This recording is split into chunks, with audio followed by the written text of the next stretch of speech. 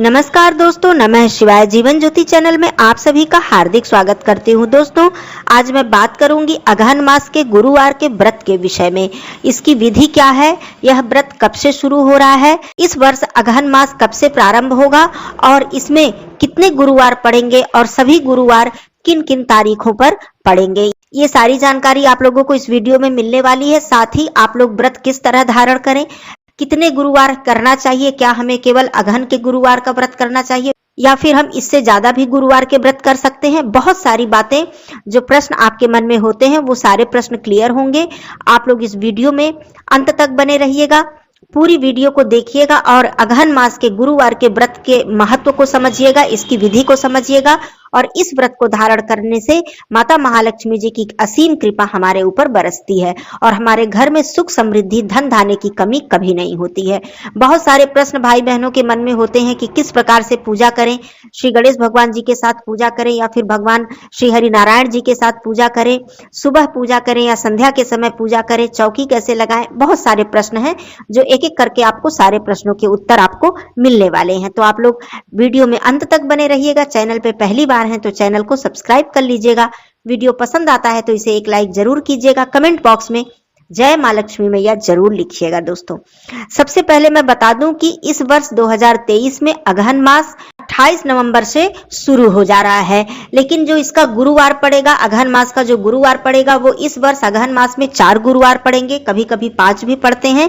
इस बार 4 गुरुवार पड़ेंगे। सबसे पहले आइए गुरुवार की तारीख जान लेते हैं कि किन किन तारीखों में गुरुवार का व्रत आपको रखना है। तो सबसे पहला गुरुवार का जो व्रत है वो आप लोग 30 नवंबर को रखेंगे। दूसरा गुरुवार का व्रत 7 नवंबर को रखेंगे। तीसरा गुरुवार का व्रत 14 नवंबर को रखेंगे और चौथा गुरुवार का व्रत आप लोग 21 नवंबर को रखेंगे। तो ये आपके 4 गुरुवार पड़ेंगे।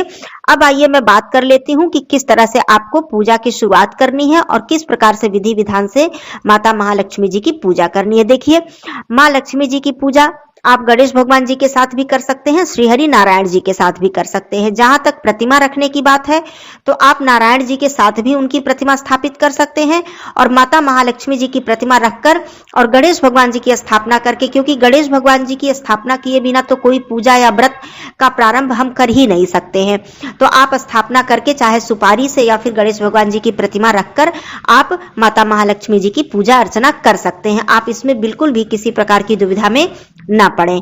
अब बात आती है कि आपको क्या 4 ही गुरुवार करने चाहिए या फिर मतलब 5 ही करने चाहिए, जैसे कि अगहन मास में जितने पड़े, या फिर और ज्यादा भी आप कर सकते हैं। तो देखिए, कई नियम है। आप चाहे तो केवल अगहन मास के गुरुवार चाहे 4 पड़े या 5 पड़े, आप करके उद्यापन कर सकते हैं। और आप चाहें किसी विशेष मनोकामना के लिए आपने मन्नत मानी है या फिर आपने संकल्प लिया है, तो इस तरह से अगहन मास के गुरुवार से प्रारंभ करके आप चाहें तो इससे ज्यादा, जैसे कि 7, 11, 21 गुरुवार भी आप लोग कर सकते हैं। इसमें कोई दोष नहीं है।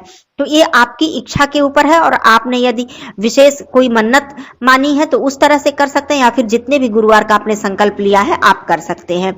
तो ये तो बात हो गई, गुरुवार आप कितने कर सकते हैं। दूसरी बात, गुरुवार का जो ये व्रत है, वैसे तो गुरुवार का व्रत विशेष रूप से भगवान बृहस्पति देव की पूजा के लिए, भगवान विष्णु जी की पूजा के लिए होता है, लेकिन ये जो अगहन मास का गुरुवार है, ये पद्म पुराण में यह वर्णित है कि यह माता महालक्ष्मी जी के निमित्त ये गुरुवार का जो यह गुरुवार का व्रत है उसे धारण किया जाता है। और अगहन मास में माता महालक्ष्मी जी धरती पर विचरण करती हैं और हमारे घर में आती हैं, हमें सुख समृद्धि का आशीर्वाद देती हैं। जो भी भक्तजन विधि विधान से अगहन मास के गुरुवार की पूजा अर्चना और साथ में व्रत भी धारण करते हैं, उनके ऊपर माता महालक्ष्मी जी की विशेष कृपा बरसती है। तो ये बात हो गई। अब देखिए, सबसे बड़ी बात कि माता महालक्ष्मी जी के स्वागत के लिए आपको सबसे पहले क्या करना है। व्रत की तो बात मैं बाद में बताऊंगी विधि की। सबसे पहले आपको माता महालक्ष्मी जी का स्वागत करना है। तो आपको कैसे करना है? पहली बात तो आप सुबह सवेरे उठकर ब्रह्म मुहूर्त में उठ जाइए, अपने घर का द्वार खोल दीजिए, मुख्य द्वार की सफाई कर लीजिए, घर की सफाई कर लीजिए। बहुत से लोगों का यह भी कहना होता है कि बृहस्पतिवार के दिन आप झाड़ू पोछा ना करें। मुझे यह नहीं समझ में आता कि झाड़ू पोछा क्यों नहीं करेंगे, ये तो हमारी दैनिक सफाई है, हमें बिल्कुल झाड़ू पोछा करना चाहिए। ये जो पोछा वाली बात है इसे मैं क्लियर कर दूं, थोड़ा सा विषय अलग हो गया लेकिन अलग नहीं है, इसी से जुड़ा हुआ है कि पहले समय में क्या होता था कि घर को हम पीली मिट्टी से या गोबर से लीपते थे, जिसको कि लेपन कहना कहते हैं, लीपते थे, आप सभी लोग जानते होंगे। तो बृहस्पतिवार के दिन इसे निषेध बताया गया है, आप गोबर से या पीली मिट्टी से अपने घर को नहीं लीप सकते हैं, तो लीपना वर्जित होता था। तो इसलिए ये चीज मना की गई थी कि गुरुवार के दिन अपने घर को आपको लीपना नहीं है। लेकिन झाड़ू पोछा, झाड़ू लगाना तब भी नहीं मना था और झाड़ू पोछा करना आज भी नहीं मना है, क्योंकि आज लीपने की प्रथा तो खत्म हो गई है। तो इसलिए झाड़ू पोछा आप लोग कर सकते हैं। बस मैं ये बता दूं, साथ ही में क्लियर कर दूं आप लोगों के लिए कि गुरुवार के दिन जो बात की जाती है कि विशेष सफाई नहीं करनी चाहिए, तो गुरुवार के दिन भारी सफाई नहीं करनी चाहिए, भारी वस्त्रों को नहीं धोना चाहिए। अपने आप शरीर पे जो आप पहन रहे हैं, प्रतिदिन नहा रहे हैं, उस वस्त्र को धोने में कोई दोष नहीं है। इस दिन आप बहुत बड़े चद्दर, घर के पर्दे इत्यादि सारे भारी वस्त्रों को निकाल कर मत धोएं, विशेष सफाई ना करें। तो ये तो बात अलग हो गई, आप लोग जरूरी था बताना तो मैंने बता दिया। चलिए अब बात करती हूँ स्वागत की। तो आप लोग ये कर लीजिएगा ब्रह्म मुहूर्त में, उसके बाद आप अपने घर की सफाई कर लीजिएगा। फिर आपको सबसे पहले अपने मुख्य द्वार को सजाना है, क्योंकि माता लक्ष्मी जी का स्वागत आपको सबसे पहले करना है, आमंत्रित करना है। तो आप अपने मुख्य द्वार पे एक छोटी सी रंगोली बना दें, स्वास्तिक बना दें। उसके बाद आप चाहें तो छोटा सा जल का कलश रख दें, या फिर वैसे ही स्वास्तिक और या रंगोली बनाकर या फूलों की पंखुड़ियों से सजाकर तोरण लगा दें। इस तरह से करने के बाद एक दीपक जला दें, दीपक प्रज्वलित कर दें। दीपक की जो लौ है वो आपके घर के अंदर की तरफ होनी चाहिए, जिस भी दिशा में आपका घर हो दीपक की लौ आपके घर के अंदर की तरफ होनी चाहिए, इस बात का आपको ध्यान देना है। उसके बाद अगहन गुरुवार के व्रत में सबसे जो जरूरी होता है, माता जी के पद चिन्ह बनाए जाते हैं। देखिए, आप सुबह सवेरे जब उठेंगे तभी आपका ये सारा कार्य, सारी तैयारी आपकी पूजा की हो पाएगी जल्दी, प्रातः काल। नहीं तो बहुत देरी हो जाएगी, और बहुत देरी से जो पूजा की जाती है उसमें उतना आनंद नहीं आता है, उसमें उतना एकाग्रता उस पूजा में नहीं आती यदि हम बहुत देरी से पूजन अर्चन करते हैं। तो ये कर लीजिएगा। और मुख्य रूप से जो पद चिन्ह बनाए जाते हैं, नए जो धान का जो चावल होता है उसके चावल के आटे से भी बनाए जाते हैं, और या आप चाहें तो चावल से भी बना सकते हैं, या आप फिर चाहें तो या कुमकुम या हल्दी से भी बना सकते हैं। लेकिन इस व्रत में नए धान और नए धान के चावल या फिर नए धान के जो चावल का आटा होता है उसका प्रयोग बहुत ही आवश्यक होता है। ये चाहे आप कलश रखने के लिए करें, माता जी की चौकी पर करें, माता जी का खीर बनाएं नए चावल से, तो ये सारा चीज इसमें बहुत ही आवश्यक और बहुत ही शुभ होता है। तो आप इस तरह से रंगोली बना लें और माता जी के पद चिन्ह अंदर आते हुए, मुख्य द्वार से लेकर अंदर आपके घर के मंदिर में आते हुए आप बनाएं। 5, 7, 9, 11 जितनी भी दूरी हो आपके घर के द्वार से आपके घर के मंदिर की, तो उस हिसाब से आप थोड़ी दूरी तय करते हुए बना लें। तो इस तरह से विषम संख्या में आप बना लें। उसके बाद आप जब दीपक आप जलाते हैं तो वहां पर बैठकर माता लक्ष्मी जी की प्रार्थना करें, आवाहन करें, उनको आमंत्रित करें। ये बात हो गई आपके मुख्य द्वार की पूजा की, मुख्य द्वार की तैयारी की। आप बंधनवार लगा दें, तोरण लगा दें, जैसे कहने का मतलब माता लक्ष्मी जी को आप प्रसन्न करने के लिए उनको आमंत्रित करें। उसके बाद एक धूप वहां पर जलाकर सुगंधित रख दें। ये सारा कार्य हो गया। फिर आपको एक चौकी लगानी होती है। चौकी आप अपने घर के मंदिर के पास लगाएं या फिर आप किसी भी स्वच्छ स्थान पर लगा लें। उस पर आप लाल कपड़ा भी बिछा सकते हैं, पीला कपड़ा भी बिछा सकते हैं। ऐसी कोई बात नहीं है कि माता लक्ष्मी जी की पूजा कर रहे हैं तो हम पीला वस्त्र का प्रयोग नहीं कर सकते, बिल्कुल कर सकते हैं।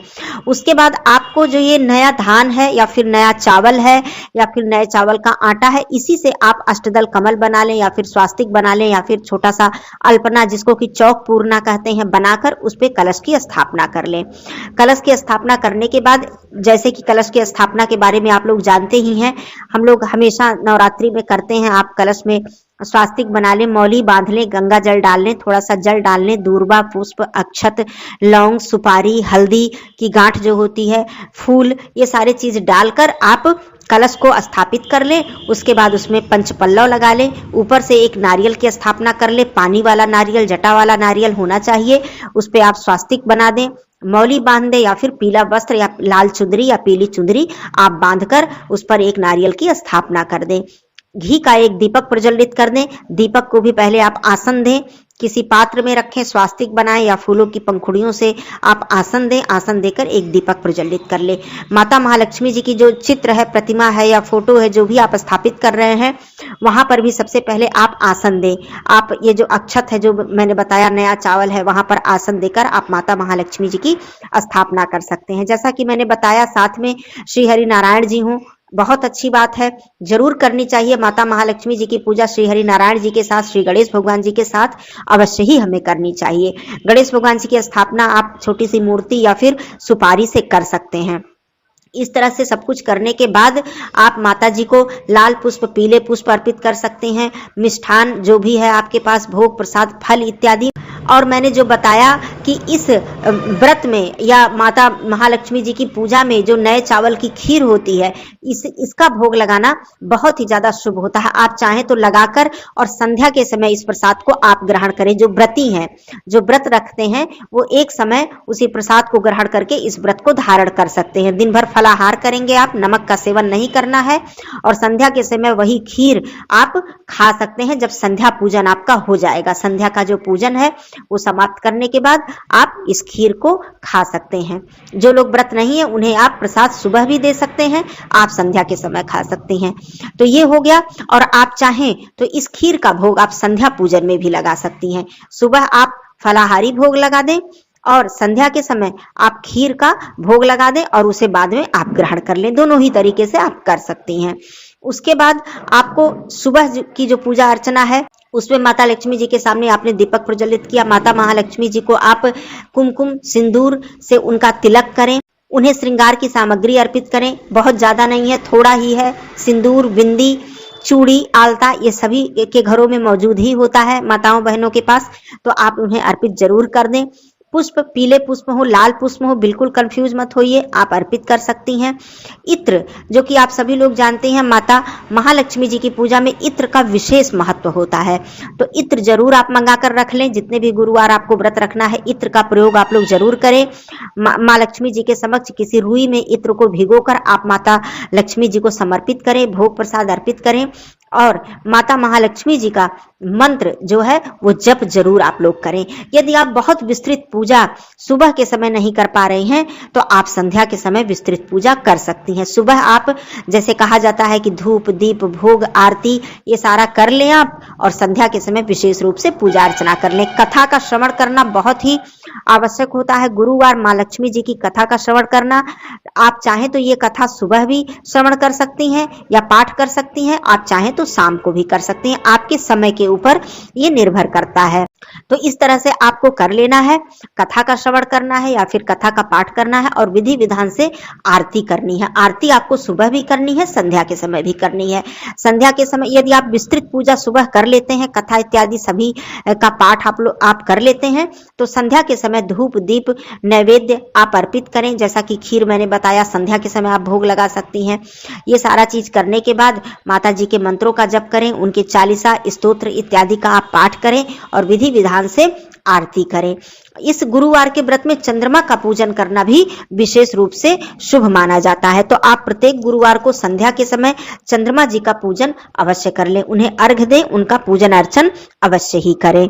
मुख्य रूप से जब आप चौकी सजाते हैं तो इस व्रत में जो धान की बाली होती है, नए धान की बाली, आप लोग समझते होंगे जो फसल खेत में होती है, जो धान उगती है, उसी को ऊपर से थोड़ा सा काट कर उसकी बाली जो होती है धान की, उससे तोरण बनाना, मतलब उससे जो आप चौकी जहां पे आपने लगाया है उस स्थान को सजाना बहुत ही शुभ माना जाता है। जैसा कि मैंने पहले ही बता दिया कि इस व्रत में नए धान और नए चावल या फिर नए चावल के आटे का बहुत ही ज्यादा महत्व होता है।